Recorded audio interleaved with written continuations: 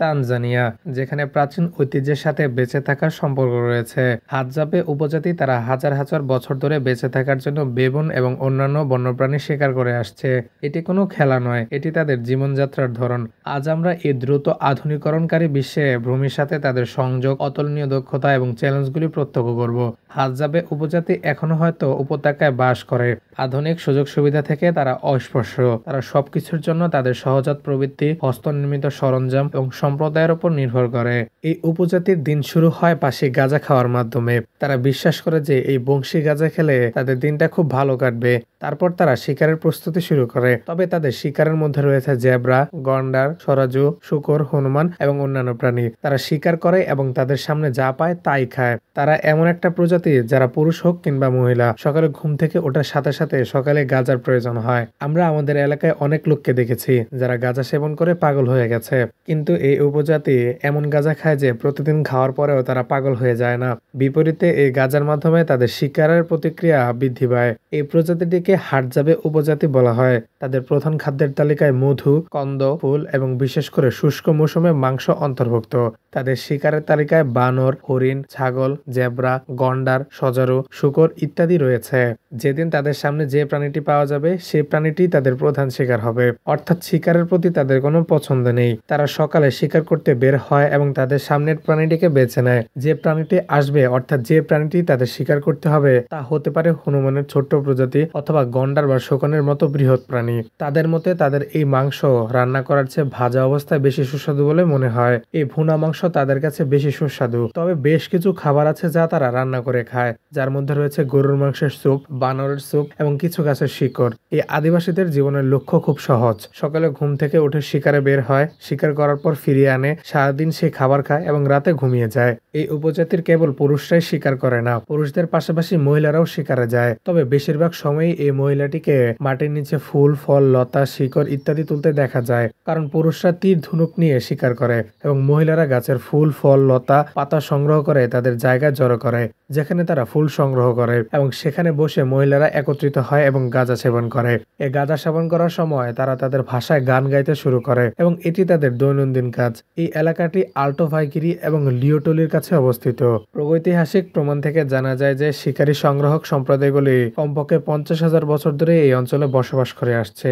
হাজরা ঐতিহ্যগতভাবে 20 থেকে 30 জনের দল বা শিবিরে বাস করে। তাদের বাসস্থান সাধারণত কিছু গাছ, গাছপালা এবং ঘাস দিয়ে তৈরি। তারা তীর ধনুক দিয়ে শিকার করে এবং তারা শিকার করার প্রাণীর চামড়া বিভিন্ন উদ্দেশ্যে ব্যবহার করে, যার মধ্যে ছদ্মবেশ এবং রাতে কম্বল হিসেবে ব্যবহার করে। রাতে খুব ঠান্ডা হলে তারা নিজেদের উষ্ণ রাখার জন্য তাদের ঘরে আগুন জ্বালায়। এখন হয়তো আপনি যাকে দেখছেন সে হচ্ছে এই গ্রামের নেতা, কিন্তু কোনো সাধারণ মানুষের পক্ষে তার নাম উচ্চারণ করা সম্ভব নয়। ধনুক একমাত্র মাধ্যম যার মাধ্যমে তারা প্রতিদিন শিকার করে। তাই প্রতিদিন সকালে তারা ঘুম থেকে উঠে পরীক্ষা করে যে এই ধনুকটি ঠিক আছে কিনা। তাদের প্রধান কাজ হলো আগুনে বাঁকানো তীরগুলিকে গরম করা এবং দাঁত দিয়ে সোজা করা। যদি তীরটি সোজা না হয় তাহলে লক্ষ্য করা যাবে না। এই উপজাতির প্রতিটি মানুষ নিজস্ব তীর তৈরি করে। যদি একটি তীর খুব ঘন হয়ে যায় তবে তা ফেলে দেওয়া হয়। তারপর আপনাকে ছুরি দিয়ে এটি কেটে শুরু করতে হবে। কিন্তু যারা একটু বড় তারা তাদের তীরের উপর বিভিন্ন নকশা তৈরি করে, যাতে শিকারীরা বুঝতে পারে যে কে শিকারটা করেছে। যেহেতু এই ব্যক্তি গ্রামের নেতা, তাই গ্রামের প্রতিটি শিকারী সকালে তার সাথে দেখা করতে আসে এবং শিকারে যাওয়ার আগে একসাথে ধূমপান করে। তারা একটি বিশেষ ধরনের গাঁজা খায়। যদি কোনো সাধারণ ব্যক্তি এই গাঁজা খায় তবে সে 2 থেকে 3 দিন ঘুম থেকে উঠতে পারবে না। তাদের মতে এই গাঁজার মেজাজ এত বেশি যে কোনো সাধারণ মানুষ এটি সহ্য করতে পারবে না, যাকে খুব শক্তিশালী গাঁজাও বলা হয়ে থাকে। তারা মনে করে যে শিকারে যাওয়ার আগে যদি তারা গাঁজা খায় তবে তাদের লক্ষ্য আরো ভালো হবে এবং এই গাঁজার নেশার কারণে খুব দ্রুত শিকার করতে সক্ষম হবে। তাই তারা সকালে প্রচুর গাঁজা খায়। তাদের গাঁজা এত ঘন যে কখনো কখনো তারা এই গাঁজা টেনে জোরে শব্দের সঙ্গীত করে। তারা গাছ কেটে মধু সংগ্রহের জন্য কুঠার ব্যবহার করে, তাই তারা শিকারও করে।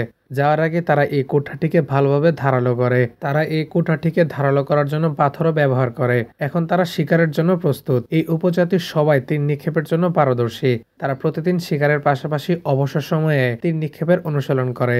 লক্ষ্য ঠিক আছে কিনা তা পরীক্ষা করার জন্য তারা মাটিতে একটি গাছ পুঁতে ফেলে এবং লক্ষ্য স্থির করে। কিন্তু যারা নতুন তারা প্রতিদিন এইভাবে অনুশীলন করে এবং দিনের পর দিন এইভাবে নিক্ষেপের অনুশীলন করে। এক পর্যায়ে তারা শিকারের জন্য প্রস্তুত হয়। একটি প্রাণী শিকার করার পর তারা প্রথমে এটি রান্না করার জন্য একটি জায়গা খুঁজে পায়। তারপর তারা সেখানে প্রাণীটিকে পুড়িয়ে ফেলে এবং একসাথে মাংস খায়। তারপর তারা তাদের পরিবার এবং গ্রামের মানুষের জন্য অবশিষ্ট মাংস নিয়ে যায়। তাদের মধু সংগ্রহের পদ্ধতিটি আরো আশ্চর্যজনক। তারা গাছে কান রেখে মৌমাছি খুঁজতে শুরু করে, কিন্তু তাদের কথোপকথন শোনার পরে আপনি তাদের কথা বুঝতে পারবেন না। যখন তারা নিশ্চিত হয় যে এখানে মৌমাছি আছে, তখন একজন আগুন জ্বালাতে শুরু করে এবং অন্যজন গাছ কাটতে শুরু করে। গাছটি একটু কাটার পর যখন তারা বুঝতে পারে যে মৌমাছিটির বাসার উপরে আছে, তখন তারা গাছটি একটি উপরের দিকে কাটতে শুরু করে এবং তারপর এই গাছের ভিতর থেকে তাজা মধু বের করে খেতে শুরু করে। গ্রীষ্মে যখন জল শুকিয়ে যায়, তখন তারা মাটির নিচ থেকে জল খুঁজে বের করে এবং সেই জল সংগ্রহ করার জন্য সেখানে গর্ত করে। তাদের বালতি পূর্ণ হওয়ার পরে তারা সেই গর্তে মুখ ডুবিয়ে পশুর মতো জল পান করে। এই উপজাতি একটি বিশেষ উৎসব উদযাপন করে, কিন্তু তারা আমাদের মতো উৎসব উদযাপন করে না। এই উৎসবে তারা তাদের নিজস্ব সৃষ্টির একটি বিশেষ গানে নাচে। তাদের নাচ আপনাদের পছন্দ নাও হতে পারে, তবে এটি তাদের জন্য বিশ্বের সেরা নৃত্য।